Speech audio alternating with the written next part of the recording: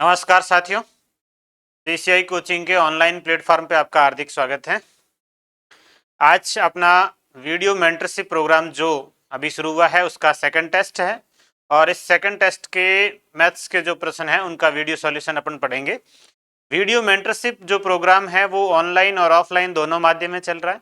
इस प्रोग्राम में हम एग्जाम तक एक टेस्ट सीरीज प्रॉपर गाइडेंस में चलाएंगे, जिसमें आपको हर टेस्ट से पहले और टेस्ट के बाद क्या पढ़ना, कैसे पढ़ना, किस टॉपिक को किस तरीके से पढ़ना, किस टॉपिक में कंटेंट की आवश्यकता है, वो सब के लिए अलग से हमने एक ग्रुप बना रखा और जिन स्टूडेंट्स ने ज्वाइन किया है उनको ग्रुप में जोड़ दिया है और उसमें प्रॉपर बिंदुवार हर टॉपिक पे चर्चा करते हैं और एग्जाम तक हम आपको गाइड करेंगे और टेस्ट भी लेंगे। इसमें करीब करीब 55-60 टेस्ट होंगे एग्जाम तक का ये प्रोग्राम है और इसमें जो गणित के टेस्ट होंगे इनका वीडियो सॉल्यूशन भी होगा।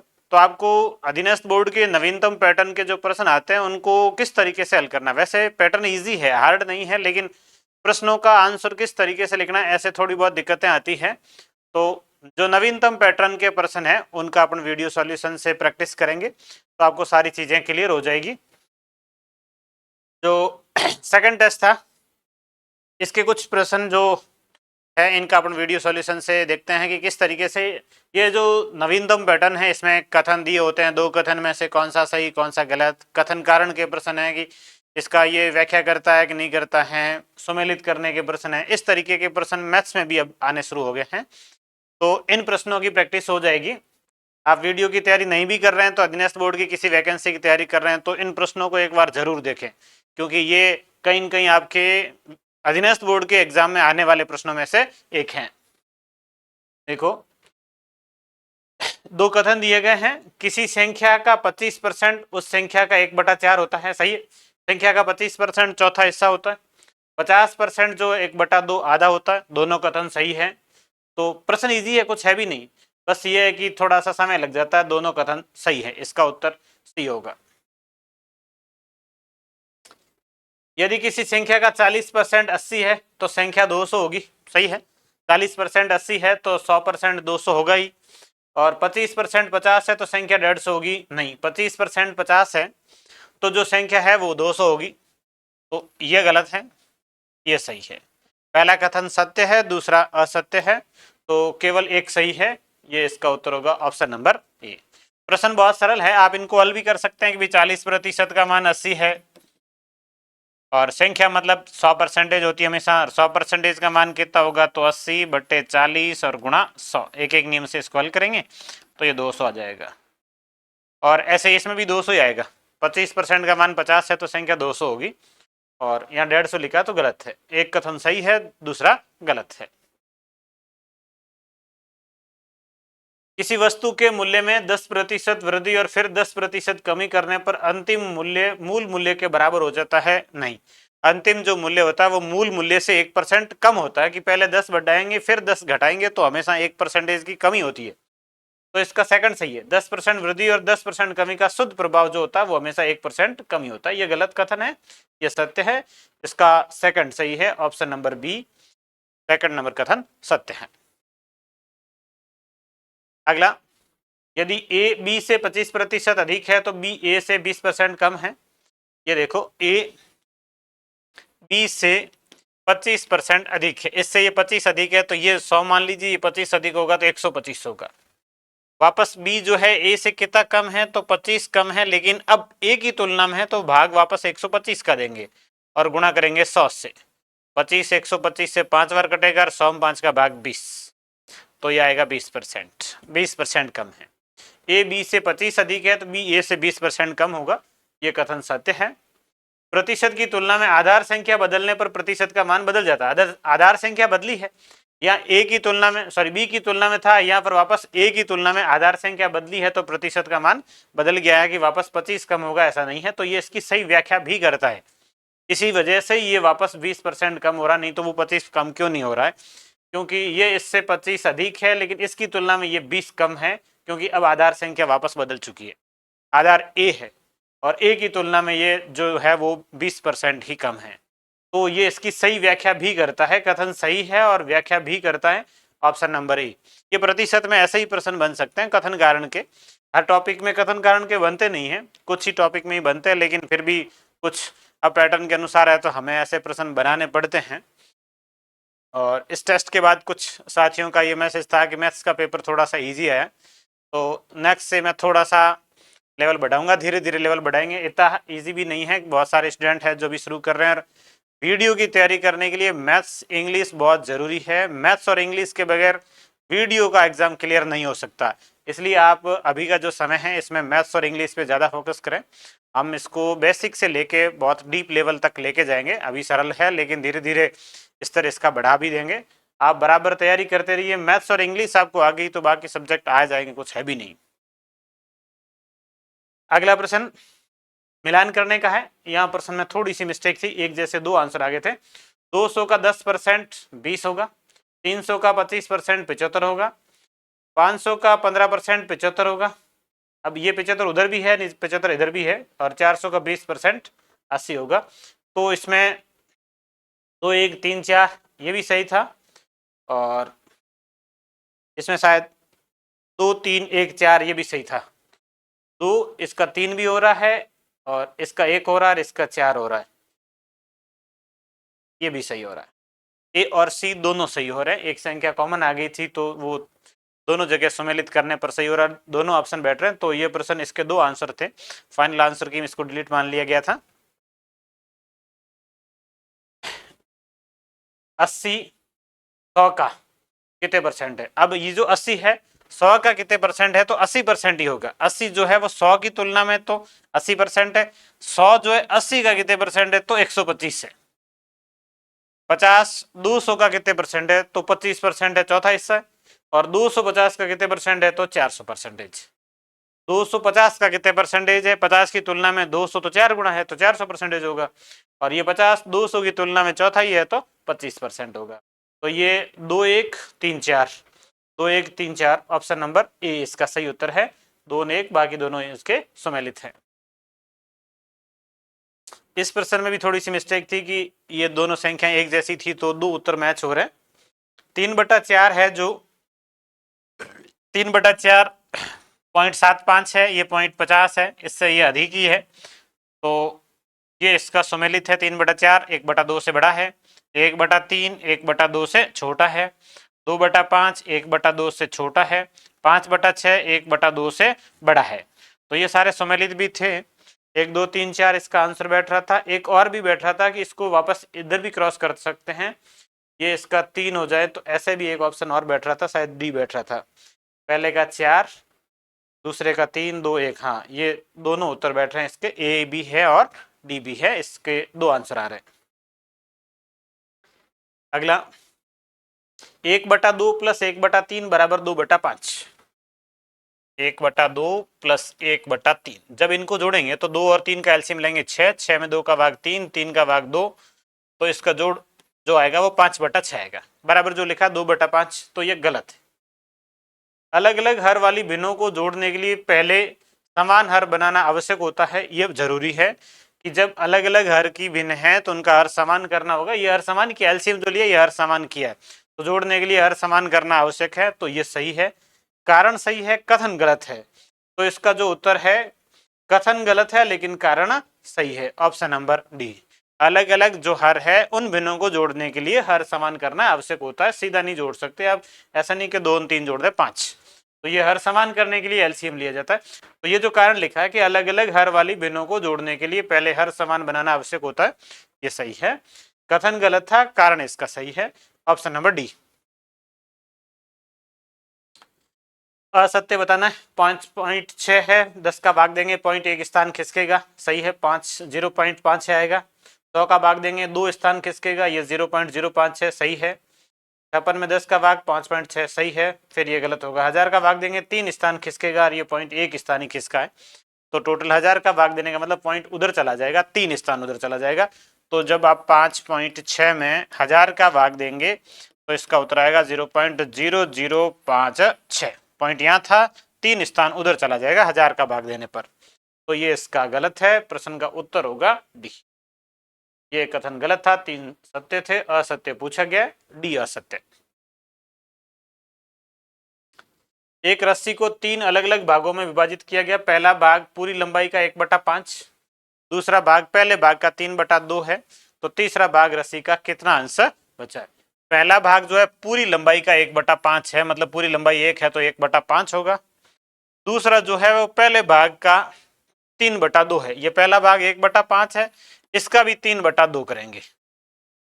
पहले भाग का 3/2, पहले भाग का 3/2 करेंगे तो ये 3/10 होगा, ये दूसरा भाग होगा।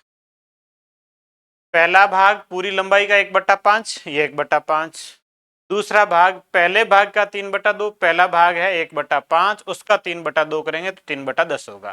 तो दो इससे ये हो गए, एक हो गया 1/5, एक हो गया 3/10।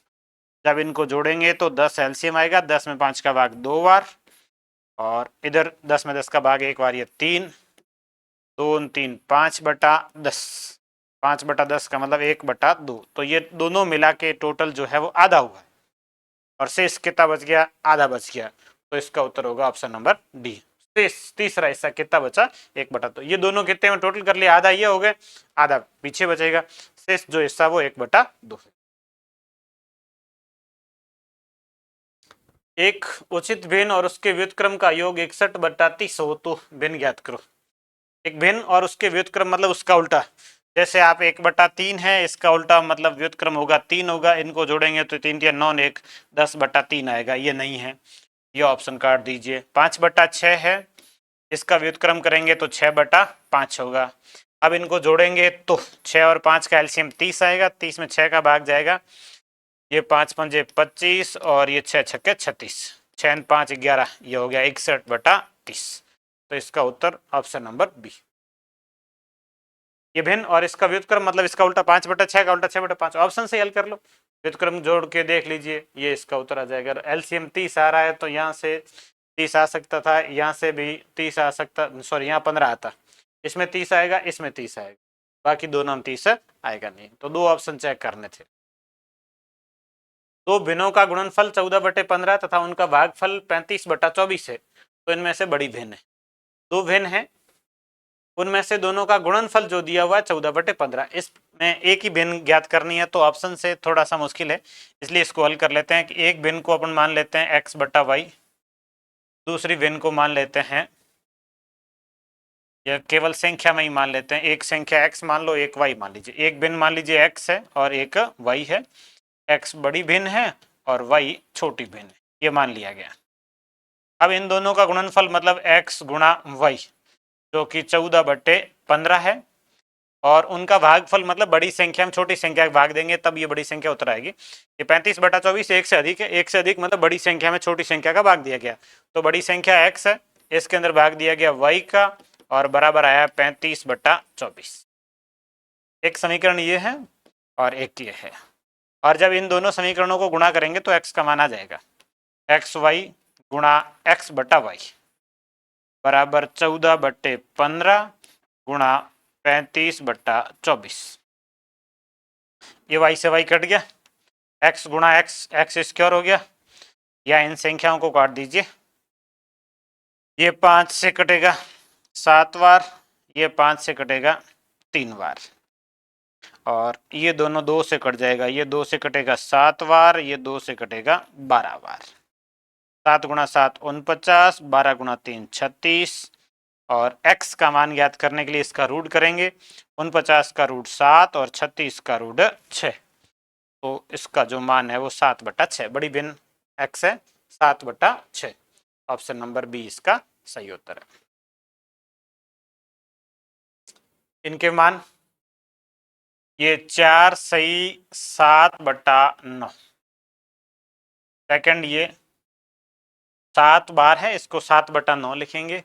अब ये जो 0.65 है, ये 0 प्लस 65 को एक साथ लिखेंगे 65, फिर बिना बार की जो संख्या उसको घटाया जाता है 6 में एक संख्या के ऊपर बार है उसके लिए 9 आता है, एक बिना बार की उसके लिए 0 आता है, और 65 में से 6 घटाएंगे तो 59/90, सेकंड जो है इसका 59/90 होगा।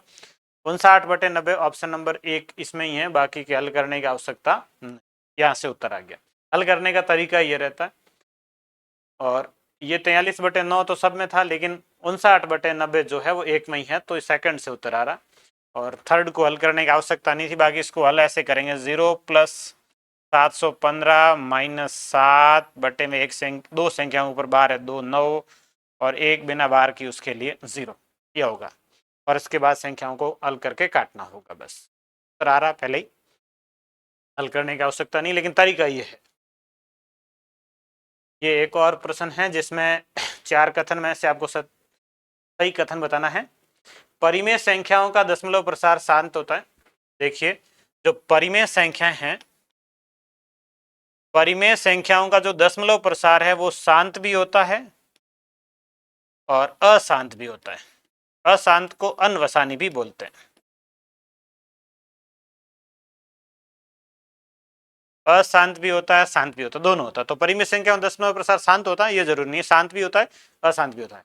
परिमेय संख्याओं दशमलव प्रसार अनवसानी होता है, ये दोनों ही होते हैं, शांत भी होता है, अशांत भी होता है, तो फिक्स नहीं है।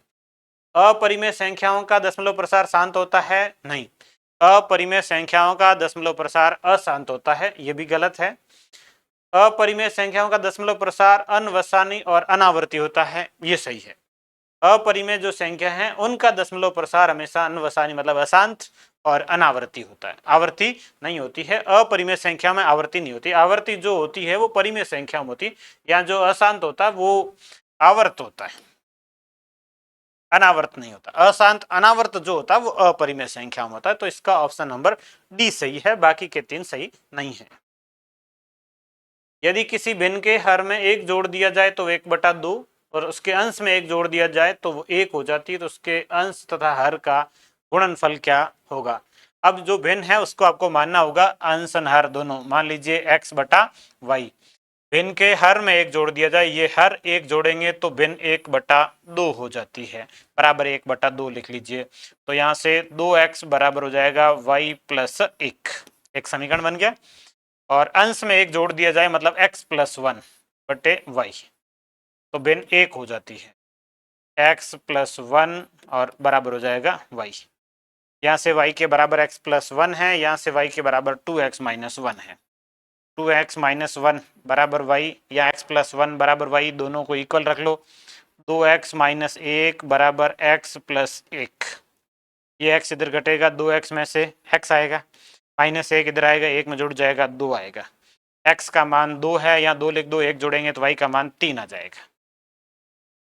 y बराबर 3 और x बराबर 2, दो इक्वल समीकरण हल करके x बराबर 2 है, y बराबर 3 है, 2 और 3 का गुणनफल 6 है। ऑप्शन नंबर ए इसका सही उत्तर होगा। एक व्यक्ति का वेतन 7,200 से बढ़कर 8,100 हो गया तो उसके वेतन में कितने प्रतिशत वृद्धि हुई। 7200 से 8100 हो रहा है, तो 900 बढ़ा है, बटे में प्रारंभिक मान 7200 और गुणा 100, ये 2 0 कट जाएगा, 9 72 से 8 बार, 100 में 8 का भाग 12.5। ऑप्शन नंबर डी इसका सही उत्तर है। कितने परसेंट वृद्धि हुई है, 12.5%। 5 लीटर चीनी के मिश्रण में 6% चीनी है, उसमें 1 लीटर पानी भाप बन जाता है, शेष मिश्रण में चीनी का प्रतिशत ज्ञात करो।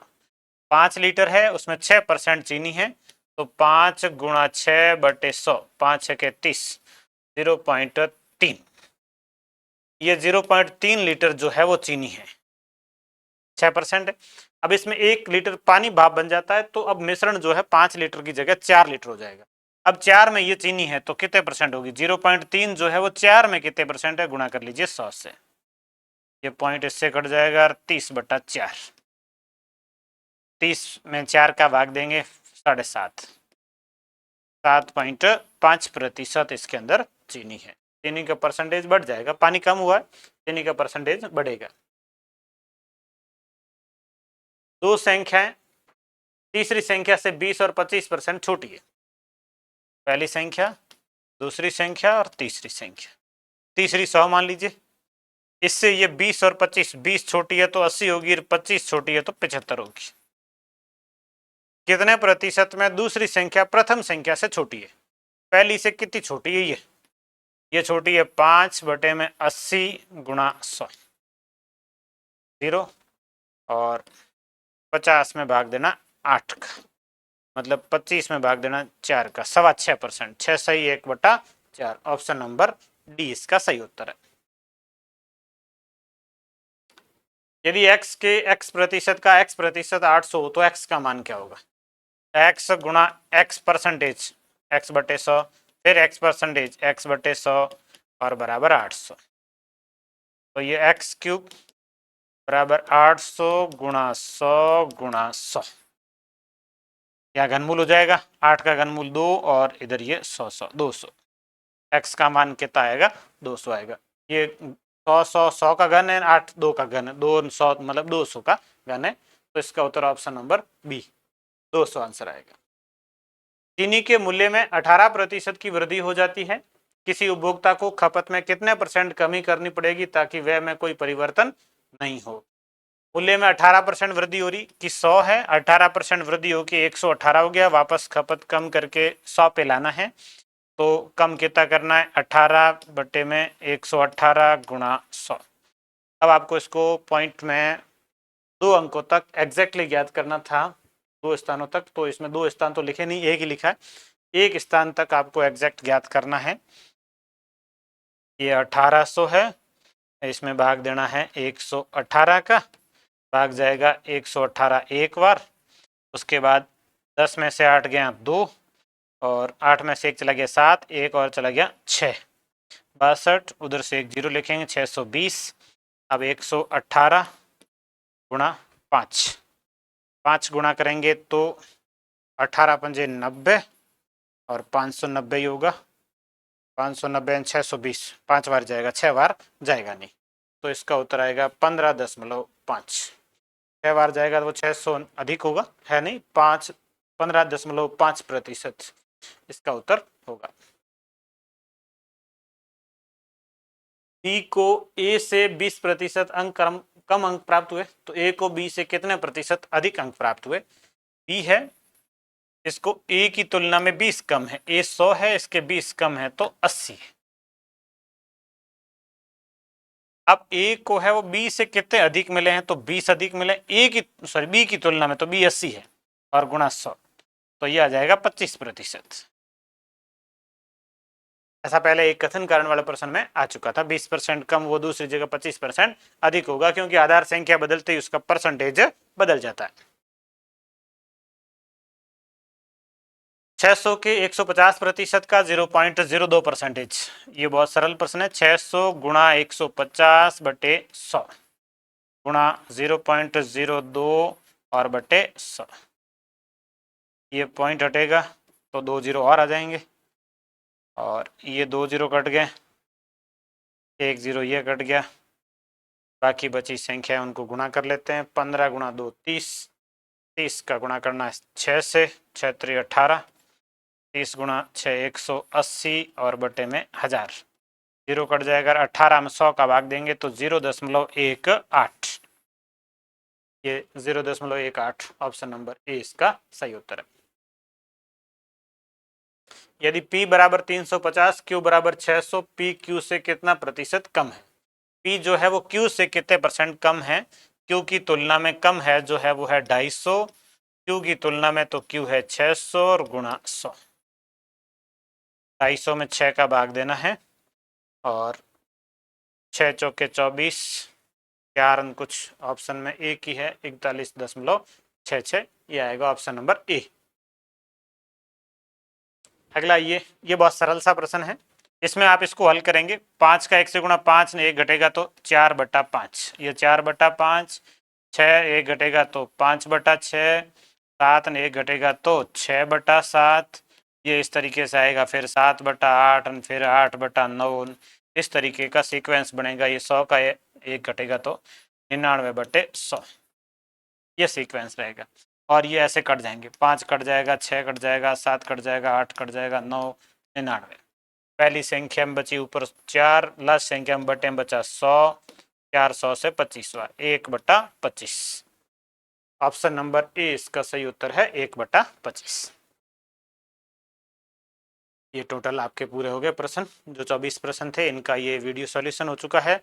और आगे भी जो टेस्ट होंगे उनका मैं आपको वीडियो सॉल्यूशन प्रोवाइड करवा दूंगा और एग्ज़ाम तक ये टेस्ट सीरीज चलेगी और एक एक बिंदु को हम 5 से 7 बार आपको प्रॉपर रिवाइज करवाएंगे ताकि आपका कोई भी किसी भी टॉपिक में कोई भी पॉइंट पीछे नहीं बचे। इस टेस्ट में प्रश्न आ गए हैं, बाकी बचे वो अगले में वापस जब टॉपिक होगा, रिवीजन टेस्ट होगा, फिर दोबारा टेस्ट सीरीज चलेगी। ये तो एक 15 टेस्टों का शेड्यूल है, फिर 15-15 ऐसे सेट चलेंगे, 4 करीब सेट बनाएंगे हम।